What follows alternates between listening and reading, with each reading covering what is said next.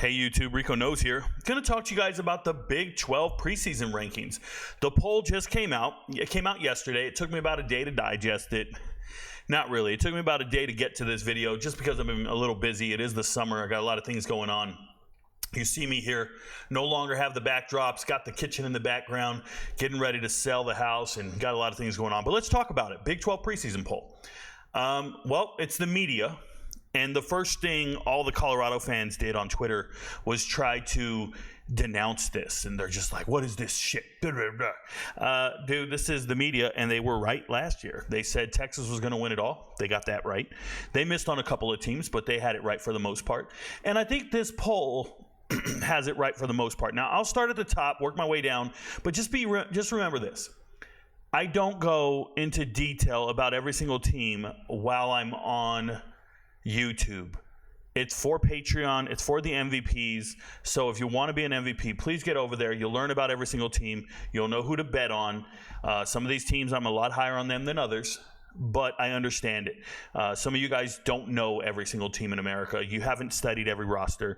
You might know your favorite team pretty well, but you have no clue about the other teams. And that's why I matter. I actually know these teams. So that being said, number one, they have Utah. I understand Utah, when healthy, was the best team in the Pac-12, but I just don't look at them that way. I think Utah got worse. I was talking to a fan from Utah just yesterday, and he was like, "What do you mean they got worse? We're getting Cam Rising back. Cam Rising is an amazing quarterback. Obviously, won 2 Pac-12 titles when he's the starter." And they got all these other guys coming back, tight ends that matter, offensive linemen that matter, that have been injured. And I said, well, it's not like the team's getting worse because they're obviously moving to the Big 12, but the Big 12 is very balanced. The Big 12 is not what you think it is. It's like 10 teams that are all equivalent to each other. Any one of them can just come out and dominate, and they all have 1,200-yard rushers. They're all very, it's one in the trenches. And I'm not saying Utah doesn't belong there, because they do. They develop their talent well. But the one advantage that Utah has had over the last couple of years now is they have a great coaching staff. They identify 3 stars, make them draft picks, and they develop their players. But what we saw in the transfer portal this last offseason and the last 2 years now is nobody's going to stick around at a school to be developed like that. It's not a thing anymore. You just get up and leave. Shout out to Mikey Matthews, being a star wide receiver, starting as a true freshman, and just leaving. And if I just look at the wide receiver room as a whole, right? They had their leading receiver's gone, and he just got drafted. And then Mikey Matthews leaves. So you lost an NFL guy, and then you lost a kid who's pretty damn amazing. And he goes to Cal. And what do you replace him with? Well, you replace him with Dorian Singer, who we just found out is really third string. We found out he's really not that guy. He was the guy at Arizona 2 years ago when T-Mac was pulling all the coverage off of him, right? When you have 2 other wide receivers that are so amazing, they get all the coverage, then Dorian Singer gets a bunch of stats. Well, that's not the case when he got to USC. He was the 6th leading receiver last year, so he's not really that home run threat you think he is. You just got a third stringer from USC. That's how I look at it, if I'm being real. And if I'm being real, the 5th leading receiver at USC last year was Mario Williams, and he transferred to Tulane. I think Dorian Singer probably should have transferred to a Group of 5 school. I really do. I don't think he can get open by himself. I don't think he creates those mismatches like you think. The other receiver they have, Micah Pittman, great blocking wide receiver, if you will. But that's a leftover player, came over from Florida State. I think before that he was at Oregon, but he's just an injury-prone guy. They got they got money in parks and whatnot, but when I look at it, when I think about it, Utah, they signed a kid, I want to say Lions, never saw the field at Washington last year. You can get excited about stuff like that. I'm not. I care about the 2 deep. And when I look at Utah, I just don't know if they're the best team in the Big 12. Shout out to the media for picking them. I think it's the new in thing to do is to pick them. They've had them in the top 10 in every single poll and all this stuff. But if I was looking at the Pac-12 last year, the 3rd best team in the Pac-12 was Arizona.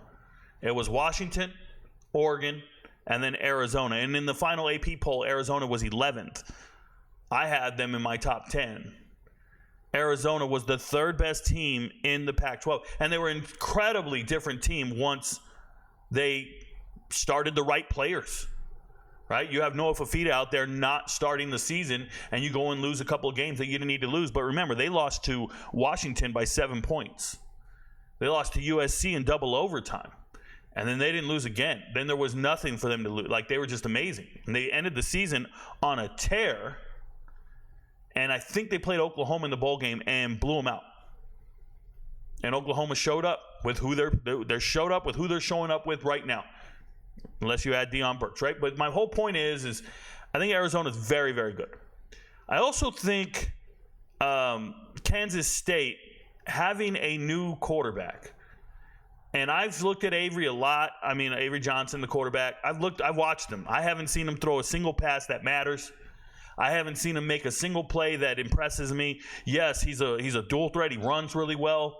But his passing acumen is not there. Now, people will turn on the highlight tape or the high school tape, and all I ask you to do is tell me how many of those guys are playing on Saturday, the opposition.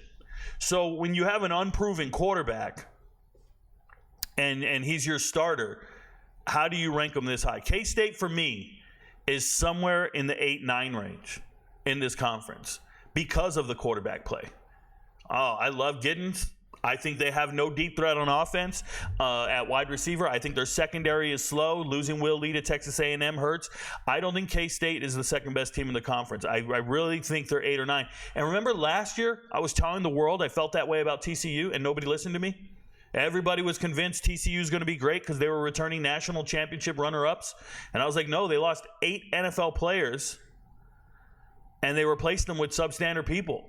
I don't think TCU is going to be any good. And nobody listened to me. But I was right because I study rosters. And it's not fandom. I have no dog in the fight, bro. It's no fandom here. Oklahoma State's loaded. They're bringing back everybody. Congratulations. Kansas, completely loaded, bringing back everybody. I love everything about Kansas' offense and defense. They look good. I'm really encouraged by all those teams up there as long as they're healthy. I've yet to see Jalen make it through a whole season, but I love those teams. Iowa State is sneaky good. Iowa State, Rocco Beck played out of his mind last year as a true freshman with what, 30 days notice? He found out Hunter Deckers ain't playing this year. I'm the starter now. They were trying to tell me it's going to be some J.J. Kroll guy. Nah, bro. It was this little freshman who went out there and threw for over 3,000 yards. And he's got all his receivers back. Just got one of the FCS best receivers as well. I really like Iowa State. I just don't like Abu Sama. I don't. I watched him run in the snow. I get it. He went for 300 yards in the snow when no defenders could get traction and make a tackle. It's also the same thing that Rashad Amos did last year. Rushed for 200-something yards while everybody else was slipping and sliding in the rain. Once we all get on level footing, we don't see that type of production. I think Iowa State's running back room is not as good as they think it is. Losing Norton was a pretty big deal to me. They got the little speedster from EMU. He's good. But Iowa State, I like their team right there. And then West Virginia, one of my favorite teams to watch this season coming up. I really like West Virginia. Their schedule's impossible, and that's why they're at 7. But West Virginia's real. West Virginia is going to be one of the best damn 7-5 teams you'll ever see. 8-4 teams you'll ever see. West Virginia is going to be somewhere around there. 8-4, 7-5, and they're going to be one of the best in the whole damn country. You never want to play against West Virginia. They're that good. UCF, completely loaded. Good coaching staff. Know what they're doing. We'll see what happens with KJ Jefferson moving down to the Big 12. From the SEC. I'm excited to see what UCF is and what they become. Texas Tech, let's get the ball to Dre McCray. Let's make this happen, man. Let's get some players out there. I believe in Texas Tech.